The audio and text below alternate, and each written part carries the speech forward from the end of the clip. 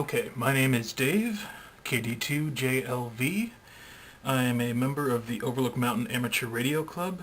Please check us out at www.omarkclub.org.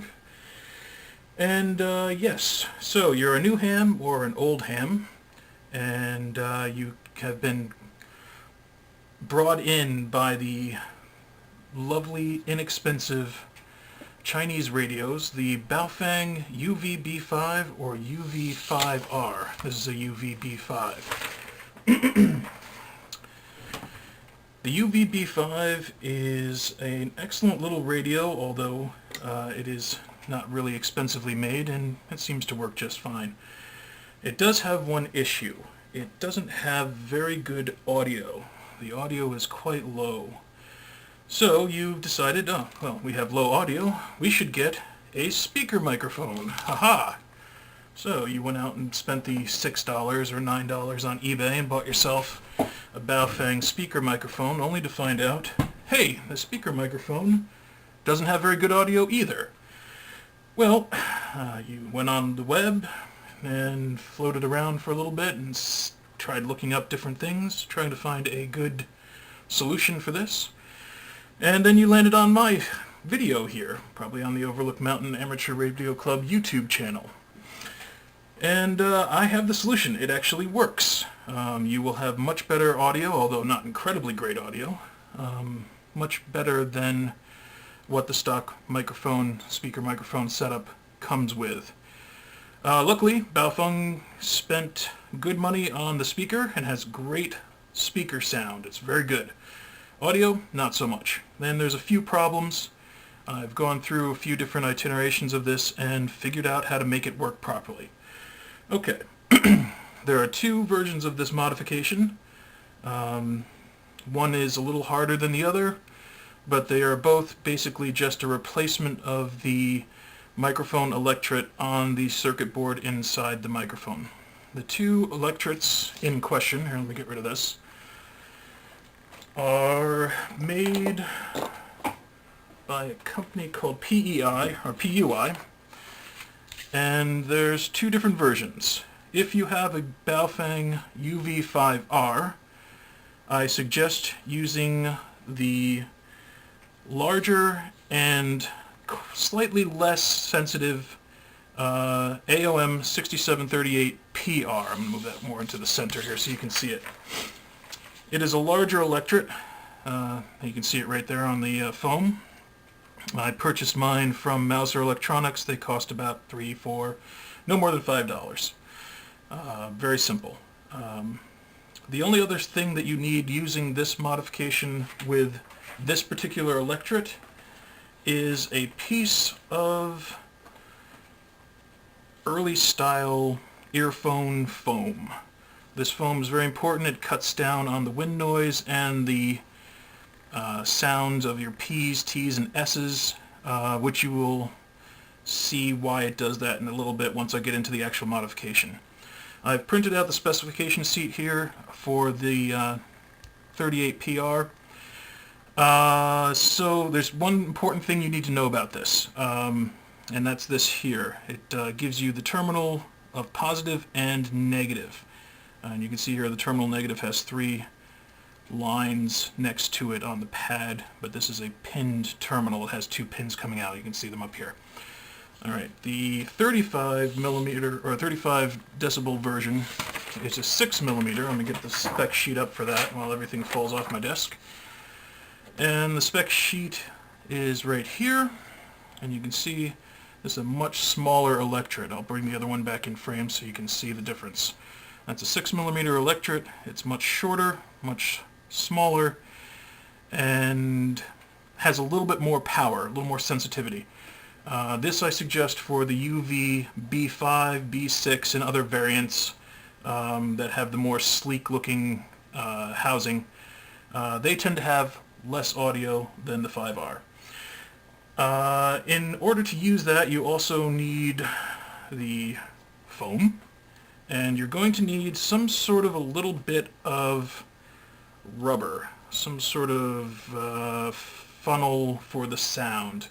What this does is it allows the sound not to bounce inside of the housing, which once we get it opened up you'll see is much larger than this electret.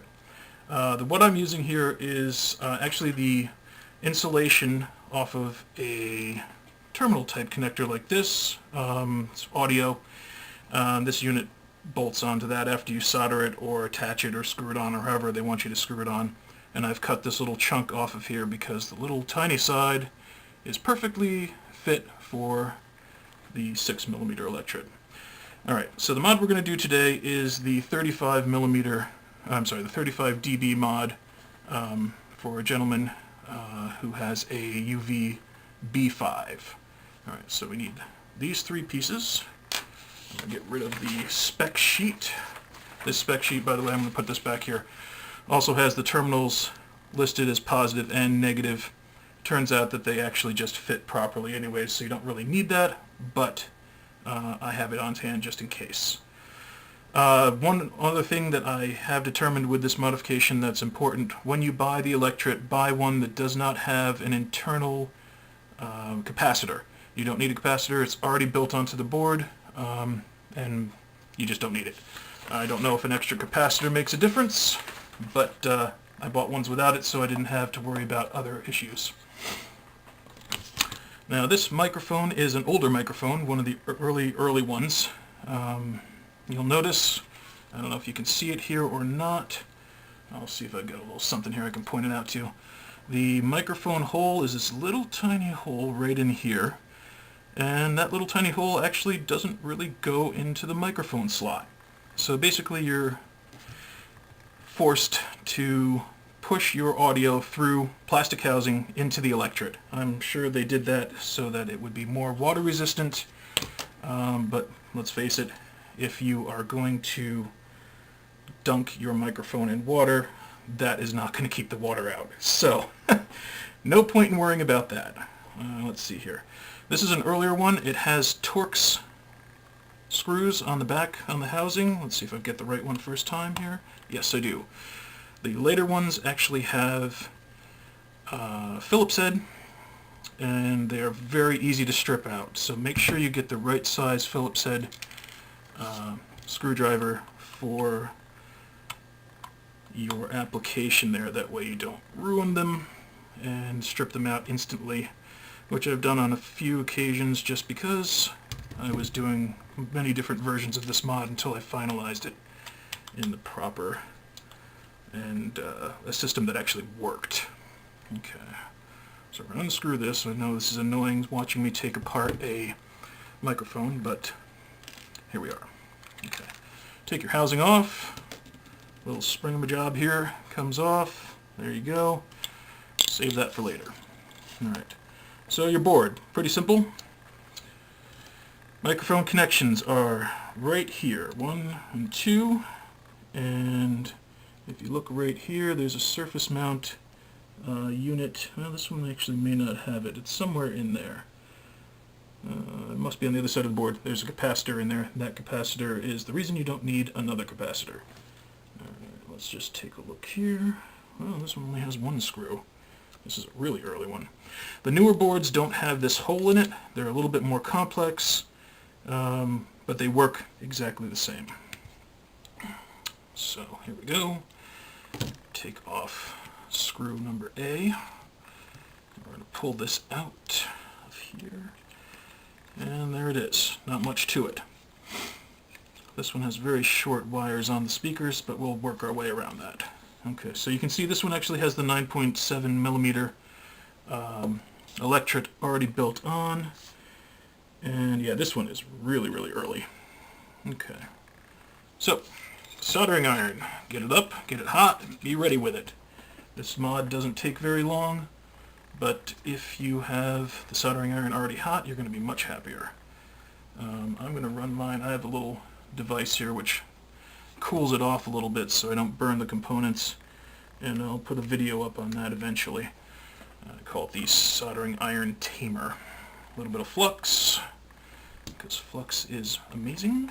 I'm just going to give these a little bit of a, yeah, there we go, get them heated up a little bit, and I'm going to add just a little bit of 60/40 rosin core to it just to clean it up a little bit, make it so it works properly. Good. There we go. Very simple.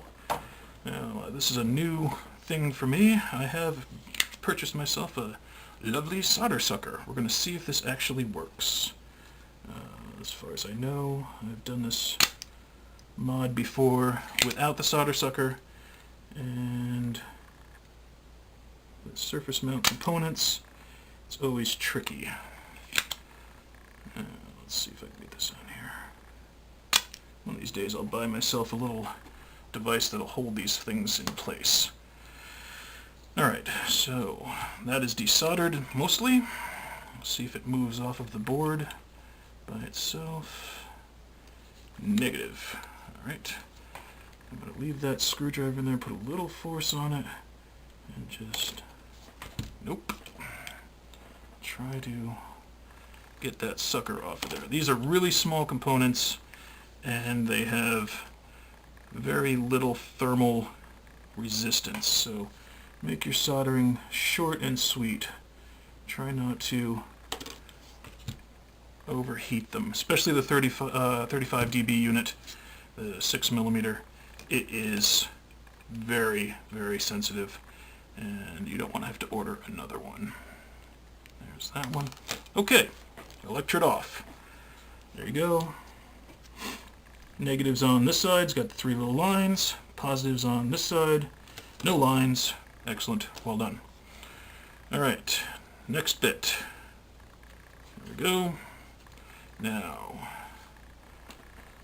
you can see, very tiny. These little wires are super, super tiny.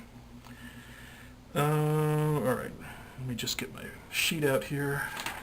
We're going to do a comparison. 3 lines is negative.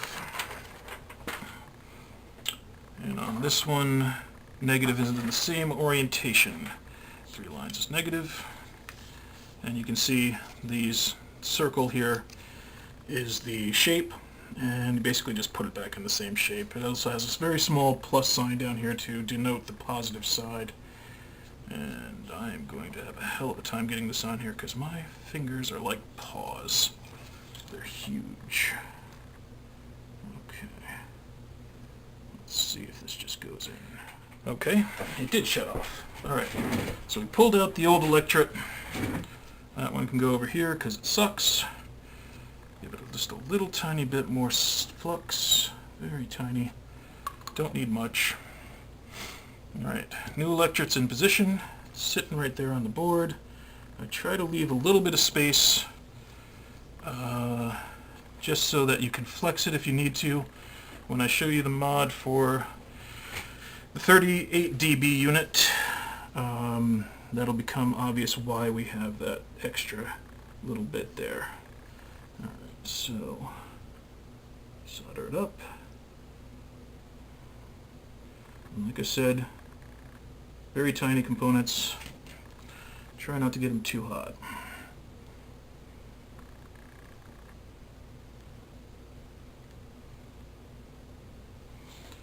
Of course, my soldering iron is way too magical for this. There we go. That one's good. Of course, my eyes are going as well, which means I can't see what I'm doing very well. And I'm rambling. And I'm nervous because I'm making a video. There we go. Soldered up. Job done. Okay. So, electrode on. That's the hard part. Now, the next thing that you want to do, this is a older model. They have LEDs on here that turn on when you transmit. Actually, that one, the hole goes actually into it. Interesting. If you look through the housing there, you can see the hole actually goes into the housing properly. Most of them don't. This must be an older design. Anywho, this LED turns on when it transmits. You know what that does? It sucks away your audio power. So I'm going to see what they use to cover this. If I can cut it away, I will. It's a new part for me here. My other ones don't have this little bit of shielding here. I'm going to end up cutting my thumb right open. Yeah, that's not coming off easily. Alright, for this one I'm going to just remove said LED. The other ones, the newer ones, you can get right at the little wires here.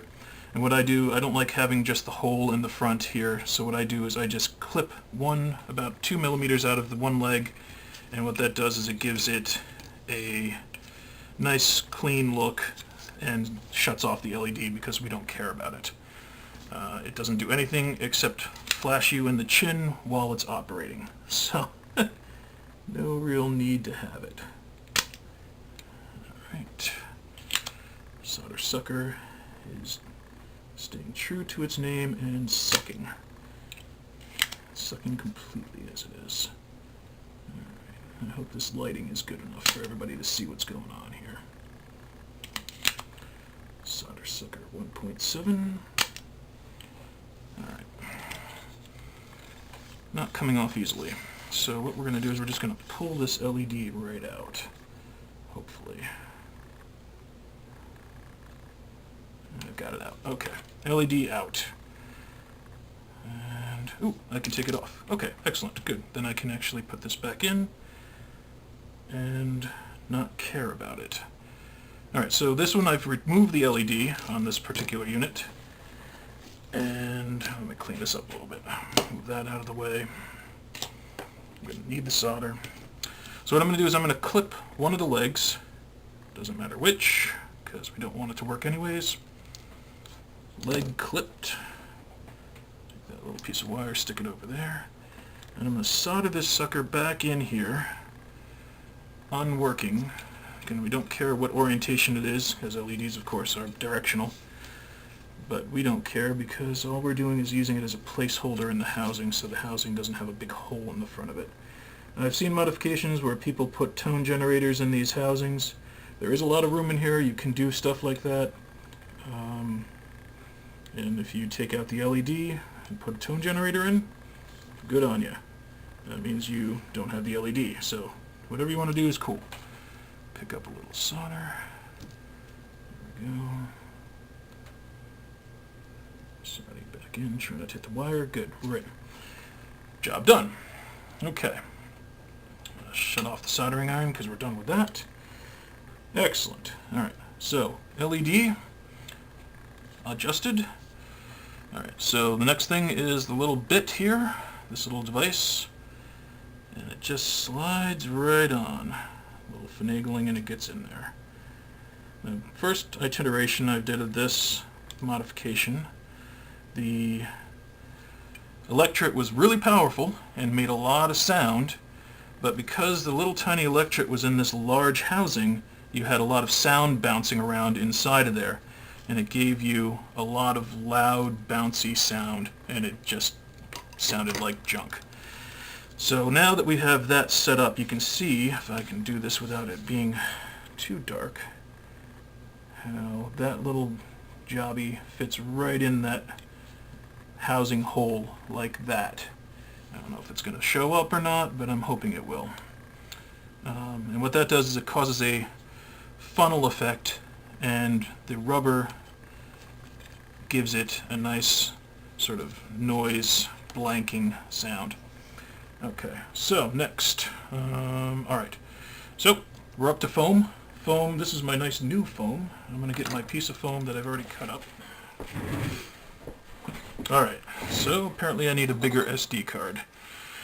Alright, so here we are. We're back. We're just going to cut a little bit of foam out of here. Don't need much. Just enough to fill the end of that little rubber housing. And a little bit of this. Kind of trim it down a little bit there. Nothing's too fancy. You're just going to stuff it in. Clean off these little bits. There we go. Alright, foam into the rubber housing. Take my little screwdriver here and just stuff it in there. And like I said, all that does is cut down on the amount of popping, wind noise, things like that. P's, T's, S's. Just gives you a little better sound quality. Okay, foam inside. Last thing you got to do, drill the housing.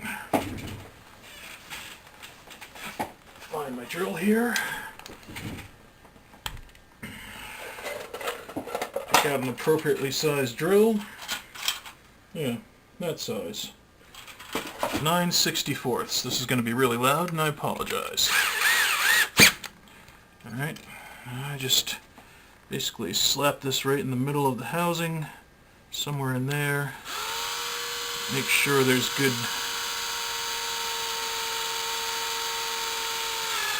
sound getting through the housing. Okay, that's done. Blow away all the stuff here. There you go, right in the Baofeng. Alright, I'm just going to take the screwdriver and run it around in there, make sure there aren't any little bits of plastic. Okay, reinstall.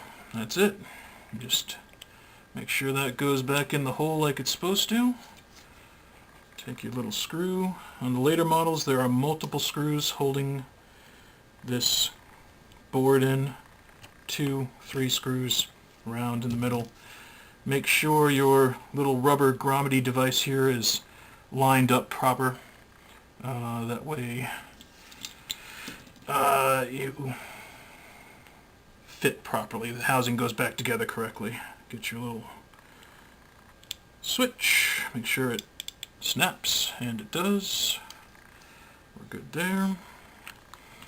Reinstall the housing. Screw 1. Get out your screw device.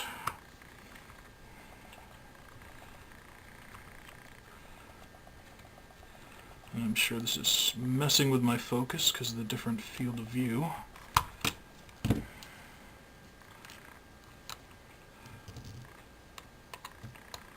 2. Now, I didn't check to make sure the LED lined up properly, but went in nicely, so I'm going to assume it did. Let's double check before we get it all done. Nope, nowhere near it. Alright. Back off we come. There you go. So that's one thing that I can mess up easily. Of course, with the newer ones, like I said, there's no plastic sheath around the connections for the LED. So you just clip it and it stays right in position, and you don't have to worry about it. Switch device off. And I'm just making a huge mess of the workspace here. Let's see here, where is the, yeah, just bent it right into where it didn't want to be. Alright, let's see if we can get that to line up properly. Like I said, not a big deal. If you don't care about the LED, that's fine, just take it right out. Personally, I like having it in the housing so it doesn't have just leave a hole there. But, you know, that's just me. I'm slightly... There you go. There, it's in there. Slightly perfectionist when it comes to that kind of stuff. Okay. Screw the board back on. I don't know if you noticed it, but that screw just skipped. Luckily I wasn't putting too much pressure on it, and therefore it didn't disthread, or not disthread, strip. Come on, go into position. Want to stay. And like I said, don't worry about rubber grommets and things like that except to get the housing lined up. This thing is never going to be waterproof. First time, second time, anytime. So, water resistant, yeah, well, water resistant is just what it says, resistant. You drop it in a puddle, it's getting waterlogged. It's not, no matter how much you put on it, it's going to get waterlogged. So don't worry about it. Plus, they only cost $9 or $6 or whatever deal you get on them. And the electrode's $3, $4, $5, $6. So, you know, about 10 minutes worth of work and you're back in business. Okay, done. That's it. So the entire thing, just a little piece of foam, new electrode, and there's the old one, big one. If you have a lower voice, very deep voice. The bigger electret might give you a little more bass response, make it sound a little nicer, but it's a Baofeng. It's never going to sound great. It just want to be able to communicate. Alright, couple screwdrivers, a soldering iron, scissors, razor knife, and the Torx. If you have the Torx ones, you're going to need a Torx set like this. And you're done. There you go. One radio device all set. There you go. You can see the new hole, much larger. And we'll let more sound in. The foam's right behind it. LED's back in there. There we go. All done. Alright, so I would like to invite anybody who is in the area of the Hudson Valley in New York to join us on our main repeater. The main repeater is located in Ulster County. The frequency is 146.805 and has a negative shift of 600 kilohertz and a PL tone of 103.5. We do nightly discussions that are quite technical, and some of them just basically are about food, you know, ham stuff. So always a lot of fun. This is KD2JLV. I'm going to say 7 threes, and thank you for looking.